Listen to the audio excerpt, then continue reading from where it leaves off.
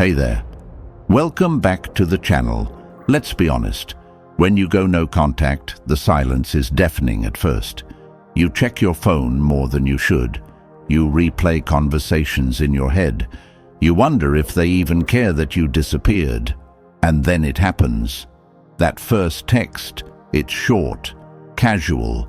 Maybe it says, "Hey," or "Hope you're doing good," or "Saw something that reminded me of you." It's not a love letter. It's not an apology. It's a ping, a little emotional poke to see if you'll respond, if you're still emotionally available, if they still have access to you. And here's the trap. That first text isn't always about love. Sometimes it's about control. Sometimes it's about ego. Sometimes it's just their loneliness looking for a distraction, and you're familiar. But you've done too much work to let one message shake your progress.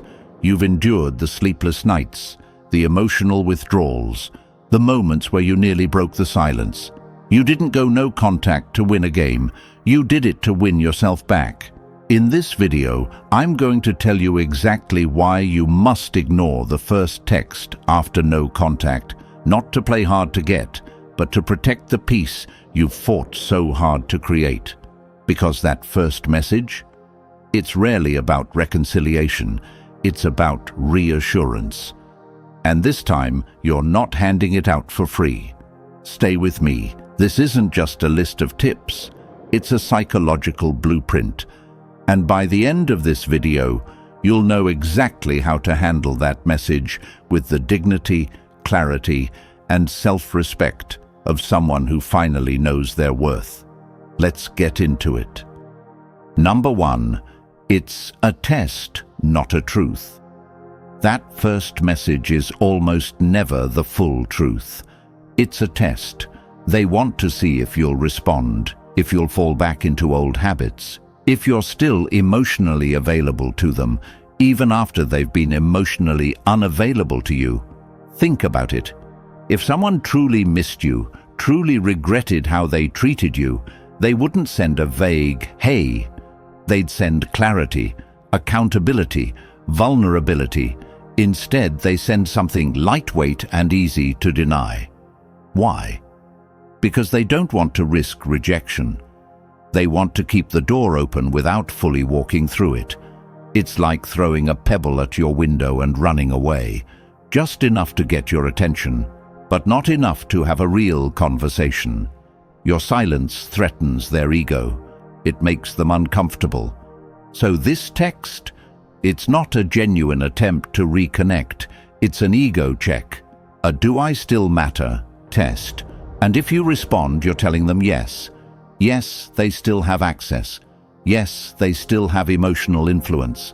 And that's dangerous, because they haven't earned that access again. If someone truly values you, they don't test you. They tell you.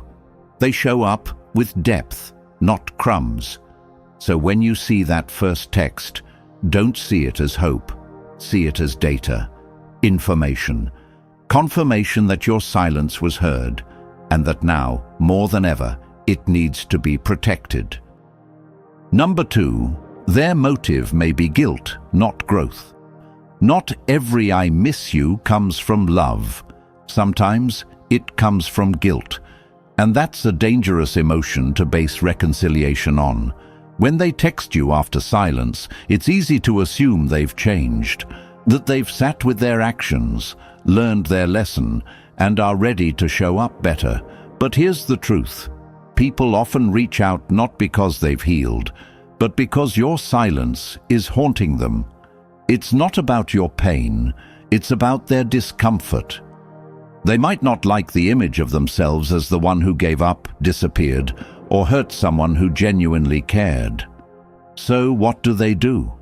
They reach out, not to fix anything, but to feel better about themselves, to clear their conscience, to make sure they're not the villain in your story. This is not growth. Growth takes courage. Growth says, "I know I messed up. I've taken time to reflect, and I want to take accountability for what I did to you."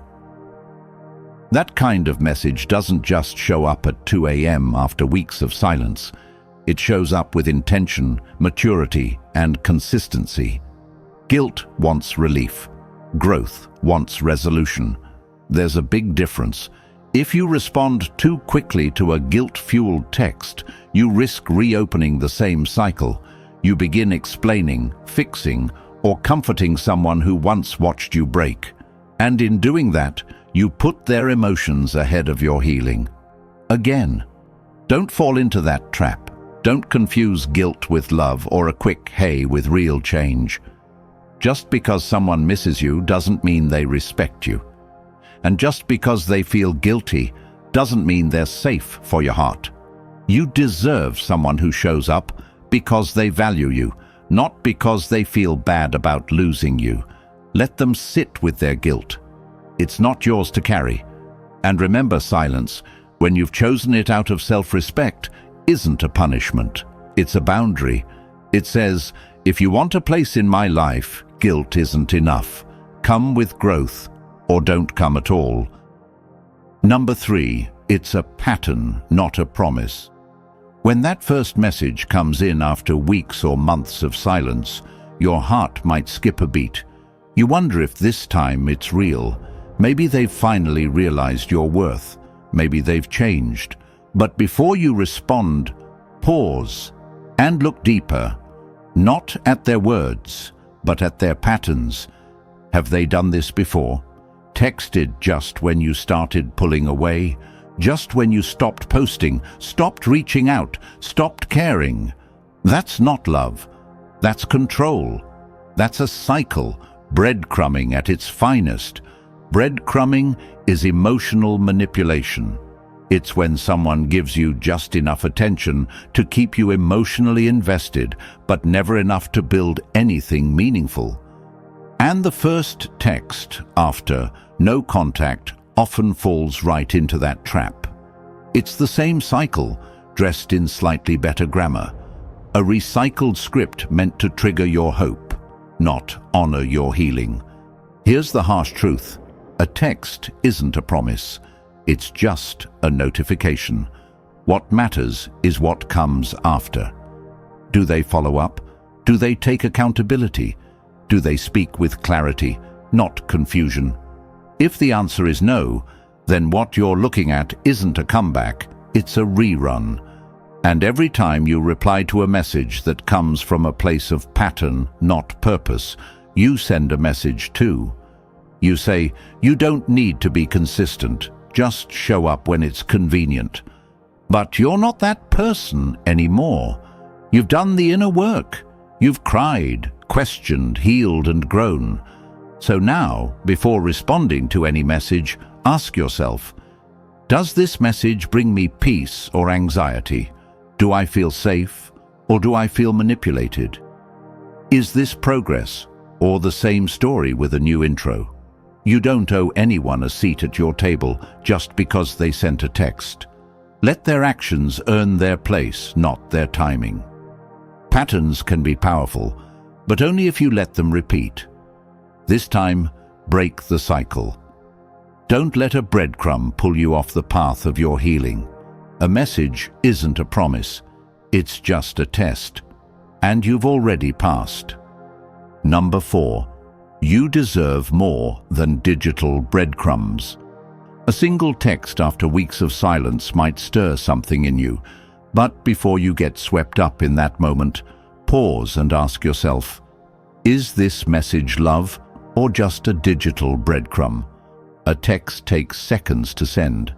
There's no eye contact, no voice tone, no risk, just a few words typed out between scrolling distractions. And if that's how someone chooses to reconnect, casually, without depth or effort, it speaks volumes about where they're really at emotionally. You're not being too harsh for wanting more. You're not being dramatic for expecting someone to show up with more than vague, half-hearted attempts at communication. You're asking for emotional presence, not perfection. You're asking for someone who respects the silence you endured by meeting you with something meaningful, not something convenient.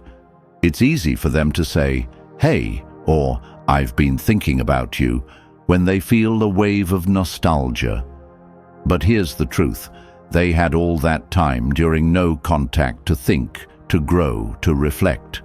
And if the best they can offer after all that is a single line with no clarity, no accountability, no mention of what really happened, then that's not love. It's ego. It's their need for validation. It's their fear of losing control. You gave too much before. You explained yourself, forgave without apology, stayed when you should have left. But now you've learned. You've stopped accepting emotional crumbs. You've built self-respect, and it's become your new baseline. You're not desperate for connection. You're intentional about who gets access to your peace. So, when that message comes in and your heart jumps, don't immediately reach back. Ask yourself, do I want to reopen something that was never fully built? Because the truth is, if someone truly values you, they'll put in the effort, they'll call, they'll show up, they'll take accountability. A text message is the bare minimum, and you're no longer in the business of accepting less than you deserve. You don't need to prove your worth by replying. You've already proven your worth by walking away and choosing yourself. Let that message sit. Let it echo in silence, because you now are someone who waits for real effort, not recycled attention. Number 5. They want to reset without repairing. There's a specific kind of message that slips into your inbox after no contact. A casual, "Hey," or "How have you been?" and it seems harmless on the surface. But what they're really doing is trying to reset the relationship without repairing the damage. They want access to the old comfort without revisiting the old wounds. They hope you'll respond with the same softness they sent, so they can slide back in without being held accountable. That's not reconciliation. That's emotional bypassing. This kind of message is manipulative, not always intentionally, but it still serves a selfish purpose. They're trying to soothe their discomfort, not yours. They want the warmth of your presence without the weight of your pain. They hope that enough time has passed for you to forget what happened, or at least to stop bringing it up.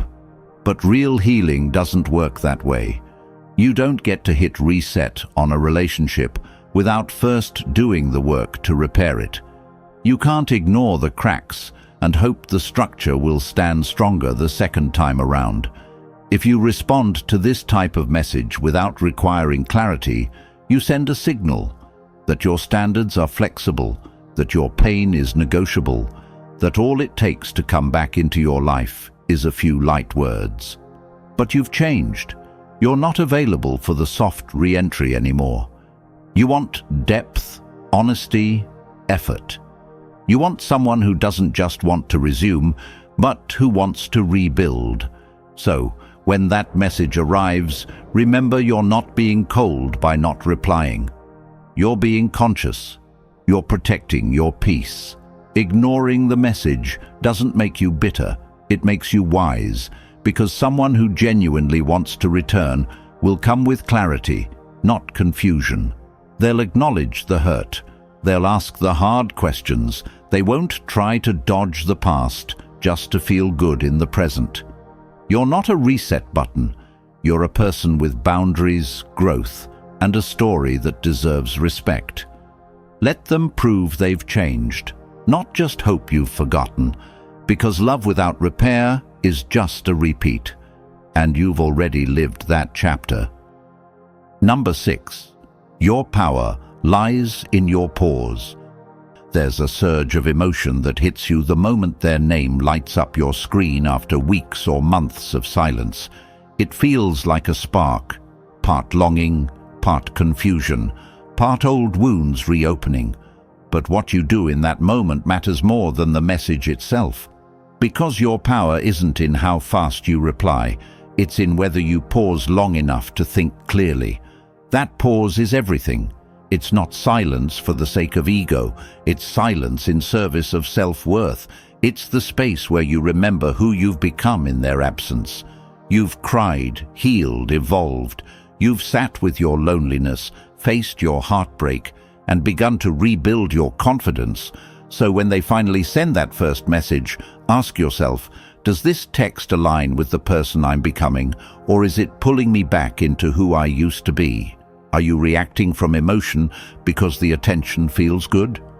Or responding with intention because it aligns with your standards? Taking a pause before responding isn't about playing hard to get. It's about honoring the work you've done on yourself. That stillness is not weakness, it's strength. The kind of strength that says, I choose myself first now. When you pause, you protect your peace. You create a boundary. You regain control in a situation where you once felt powerless. You no longer allow their timing to dictate your healing. And maybe the pause leads you to reply, but from a place of clarity.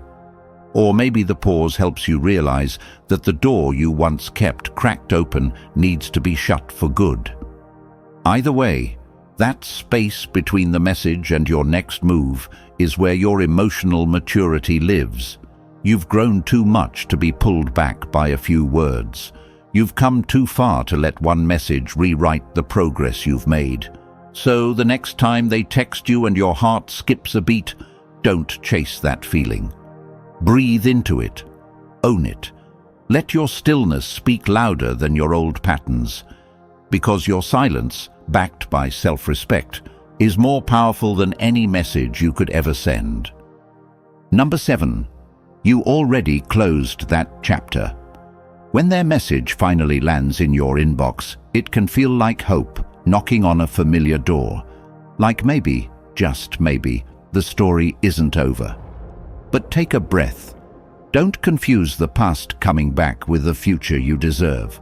That text isn't a new beginning. It's a flashback dressed as a second chance. You've already lived through the confusion, the waiting, the pain of not being chosen properly. You've cried, questioned yourself, and made the painful decision to walk away. And now, here they are, trying to reopen a chapter they never truly finished, hoping you'll forget how it ended. But this time, you're not the same reader. You've changed. You no longer romanticize what broke you. You've learned the difference between missing someone and needing them. You've made peace with the silence, filled the void they left, and started building a life that no longer revolves around their approval. That message may come with a familiar tone, a casual, hey, or a vague, I was thinking about you. But it's not enough. Because you're not hungry for crumbs anymore. You've tasted peace, and now you can't pretend bland comfort is nourishment. Ignoring that message isn't being cold.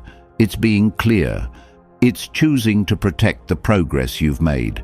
It's understanding that not every door left ajar should be walked through. Some need to stay closed. So, the draft of the past doesn't chill the warmth you've created for yourself in the present.